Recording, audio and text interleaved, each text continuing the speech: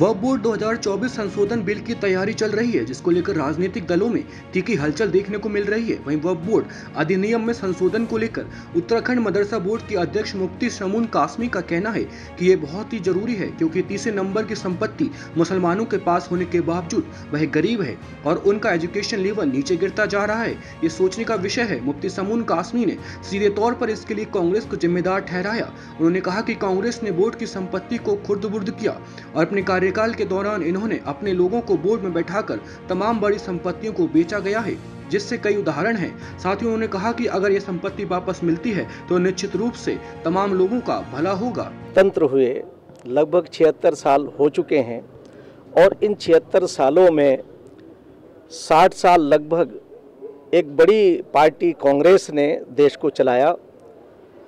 मैं आज ये कहने में मुझे कोई गुरेज नहीं है कि देश को उन्होंने सांप्रदायिक दंगों के अंदर झोंक दिया और विशेषकर एक समुदाय विशेष को यानी मुस्लिम से यानी माइनॉरिटी में मुस्लिम को वोट बैंक बनाने के लिए अपने मीडिएटरों के ज़रिए से जो उनकी एक बड़ी कीमती संपत्ति थी जिसे हम वक्फ बोलते हैं, और वो वक्फ बोर्ड के नाम से उन्होंने इसे गठित किया और 60 सालों के अंदर अपने चहीतों को बोर्ड में रखा, चेयरमैन बनाया। उसके दो फायदे कांग्रेस को हुए कि एक तो उन्होंने मुसलमानों की उस कीमती संपत्ति को जो गरीबों के लिए, यतीमों के लिए, तलाकशुदा महिलाओं के लिए, उनके लिए गठित किया गया था, दान किया गया था, उसे खुर्द-बुर्द कराया। वरना क्या माने हैं कि भाई 9.5 लाख प्रॉपर्टी के मालिक आज भिखारी हो, अनएजुकेटेड हो। उनका मंशा ये था कि इन्हें मुख्य धारा से काट दिया जाए और मुख्य धारा से काटने में वो सफल हो गए। और इसलिए सफल वो हुए कि उनके मीडिएटरों ने जो वक्फ बोर्ड के चेयरमैन बनते थे वो तो अमीर होते चले गए। और जब उन्होंने ये देखा कि ये दो फायदे हमें हो रहे हैं कि एक तो ये कि मुसलमानों को हम मुख्य धारा से काट रहे हैं और ये वोट बैंक बन रहा है, तो हम अपना राजपाट चलाते रहेंगे। ये तो 2014 में प्रधानमंत्री श्री नरेंद्र मोदी जी आते हैं और वो सबका साथ, सबका विकास, सबका विश्वास, सबके प्रयास की बात करते हैं।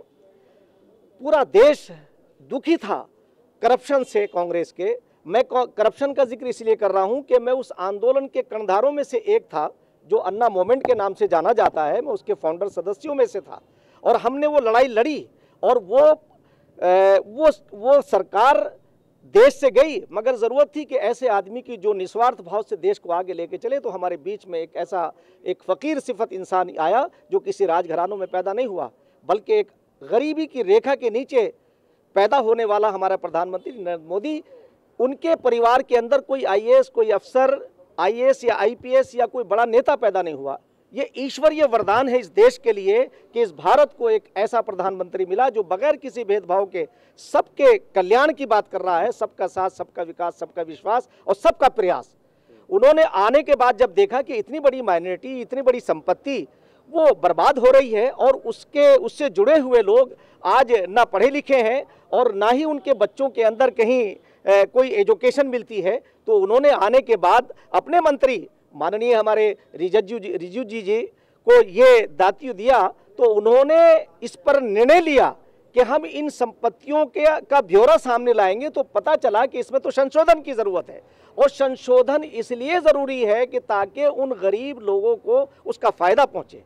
तो आज की सरकार, मैं इस कह सकता हूं कि मुसलमानों के साथ बगैर किसी भेदभाव के उनके लिए कार्य कर रही है। तो इसमें बहुत सारे हमारे तथाकथित लोग आ गए जो उन संपत्तियों के ऊपर काबिज हैं। उन्हें परेशानी होनी ही थी, वो लामबंद हो गए कि हमारी मस्जिदें छीन लेंगे, हमारे कब्रिस्तान छीन लेंगे। मैं आज मुसलमानों का आपके माध्यम से आह्वान करना चाहता हूं कि इन तथाकथित लोगों के बहकावे में आने की आपको ज़रूरत नहीं है।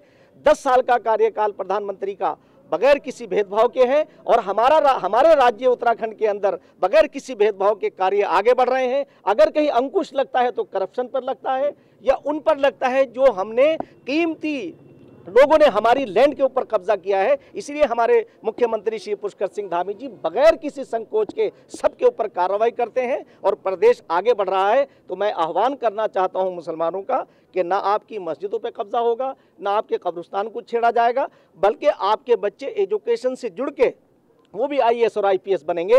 जैसे कि हम मदरसा बोर्ड के अंदर हमारे माननीय मुख्यमंत्री श्री पुष्कर सिंह धामी जी के नेतृत्व में हमने NCERT को लागू किया है। मैं ये बात कह सकता हूं कि वो अपने पैरों पे जब खड़े होंगे तो इन तथाकथित लोगों के प्रोटेक्शन की उन्हें ज़रूरत नहीं पड़ेगी। वो स्वयं रोजगार से जुड़ेंगे तो वो अपने जब वो उपदेशक बनेंगे मस्जिद और मदरसों में जा करके वो फूल बांटेंगे, शूल नहीं बांटेंगे। डाउनलोड करें देवभूमि इंसाइडर।